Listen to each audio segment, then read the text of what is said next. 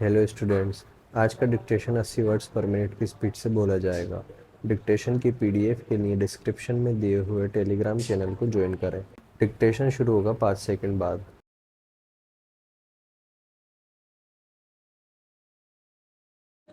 Start.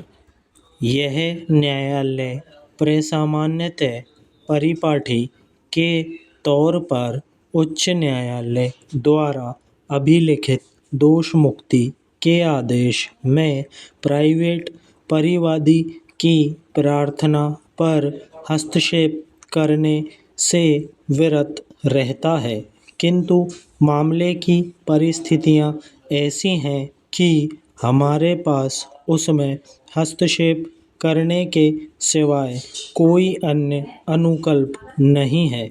विराम। हम यह उल्लेख करना चाहते हैं कि इस न्यायालय ने पहले तारीख 15/10/1984 की विशेष इजाज़त याचिका संख्या 2025/84 में यह अनुज्ञात किया था कि याची परिवादी पुनर्विलोकन के लिए उच्च न्यायालय में समावेदन करने विषयक याचिका वापस ले सकते हैं। विराम।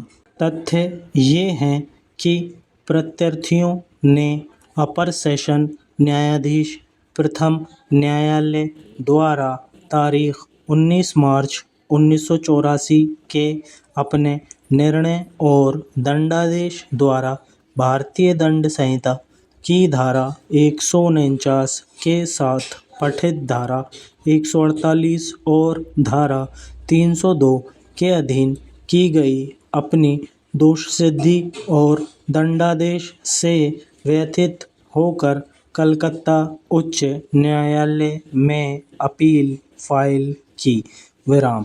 22 मार्च 1984 को उच्च न्यायालय की खंड न्यायपीठ ने अपील मंजूर कर ली, किंतु प्रत्यार्थियों की जमानत उसी तारीख को मंजूर नहीं की और यह बात आरक्षित रखी कि वे बाद में जमानत के लिए आवेदन करने के वास्ते स्वतंत्र हैं।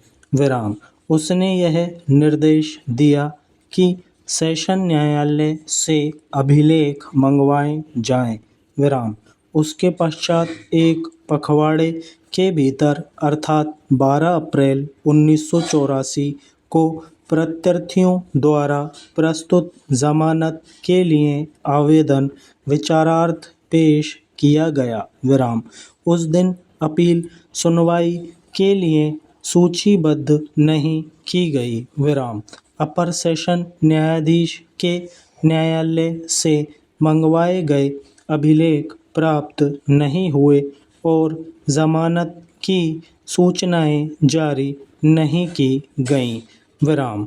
ऐसा प्रतीत होता है कि विद्वान न्यायाधीशों ने जमानत के आवेदन पर कार्यवाही करने के बजाय विद्वान लोक अभियोजक द्वारा की गई अभिकथित स्वीकृति के आधार पर कार्यवाही की और प्रत्यार्थियों को दोषमुक्त कर दिया। विराम। विद्वान न्यायाधीशों ने अपना आदेश करने के दौरान यह मत व्यक्त किया कि प्रत्यार्थियों की ओर से जमानत संबंधी अपने आवेदन के समर्थन में दी गई दलील यह थी कि विद्वान अपर सेशन न्यायाधीश मृतक जगन्नाथ घोष द्वारा किए गए अभिकथित मृत्युकालिक कथन पर अविश्वास करने के कारण प्रत्यक्षदर्शी साक्षियों के परिसाक्ष्य का अवलंब नहीं ले सकता, क्योंकि घटनास्थल वहां से दृश्यमान नहीं था जहां की बाबत यह अभिकथन किया गया है कि उन्होंने वहां से वह घटना देखी है और यह भी कि लगभग 100 व्यक्तियों ने आहत व्यक्ति को घेर लिया था और इस कारण से निश्चित रूप से यह कहना संभव नहीं था कि केवल 8 अभियुक्त अर्थात प्रत्यर्थी अंतर्वलित थे। विराम। यह कथन करने के पश्चात विद्वान न्यायाधीश ने यह मत व्यक्त किया।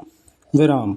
और आगे यह कहा कि यह एक ऐसा उपयुक्त मामला है जहाँ कि अभियुक्त को संदेह का लाभ दिया जाना चाहिए और तदनुसार यह कहा कि अभिलेख पुस्तिका तैयार करवाने से और अभियुक्त को अतिरिक्त मानसिक पीड़ा में रखने से कोई उपयोगी प्रयोजन सिद्ध नहीं होगा। विराम।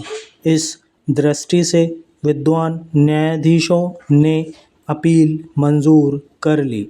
प्रत्यर्थियों पर भारतीय दंड संहिता की धारा 149 के साथ पठित धारा 148 और 302 के अधीन उन्हें दोष सिद्ध किया गया। विराम। समाप्त।